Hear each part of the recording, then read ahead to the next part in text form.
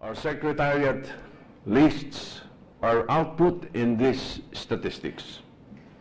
Number of bills filed, 2,235. Number of resolutions filed, 1,048. Number of bills signed into law, as mentioned by the Majority Leader, 592. Among the notable landmark laws that our Senate tenure are proud to lay claim to are the following: the Bangsamoro Organic Law, the National Identification System, the Universal Health Care Law, Mental Health Law, Universal Access to Quality Tertiary Education Act, the Mandatory PhilHealth Coverage for PWDs, Corporation Code of the Philippines, the Telecommuting Law, Magna Carta for the Poor, the Pantawid Pamilyang Pilipino Programs Act, to name a few. But more than the numbers of our performance, let us try to answer some questions regarding the roles we played in the life of this nation these past 3 years. Firstly, did we preserve the doctrine of separation of the great powers of government, executive, legislative, and judiciary? I believe we did. Late last year, in spite of a perceived preference of the prosecutorial service and the courts to serve a warrant of arrest in one of our members,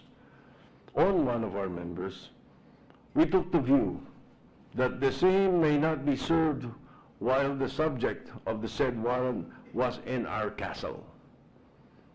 We did not prejudge the case in favor of our colleague. We only meant to consider our premises as inviolable while in the discharge of its functions. Secondly, did we insist on the due process of law, especially when it came to legislative enactments? I believe we did. Just recently, there was a budget impasse wherein we contended that no amendments may be made after the Bicameral Conference Committee had terminated its proceedings and the report ratified and adopted in each House of Congress. In those 2 months of stalemate, we insisted on our position, both the majority and the minority, and made known our stand when the budget was submitted to the Office of the President. Though we eventually signed, we made known our observations. Were we vigilant in the scrutiny of the performance of public duties, ferreting out acts of corruption in the bureaucracy? I believe we were.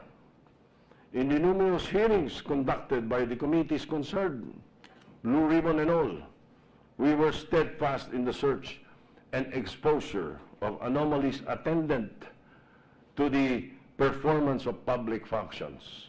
Most notable among these were the hearings on Shabu slipping past the Bureau of Customs, alleged election fraud involving Smartmatic, irregularities involving the Department of Health's barangay health stations projects, the recent water crisis in Metro Manila and nearby areas, again to name a few. We wish the coming Senate to carry on the task we are passing on to them. Let us remain cooperative but independent, balanced, transparent, and sincere. And may the divine providence continue to guide the Senate and this nation as a whole, and in each of our personal capacities to take its place in the proud member of the family of nations dedicated to peace, freedom, and the pursuit of happiness.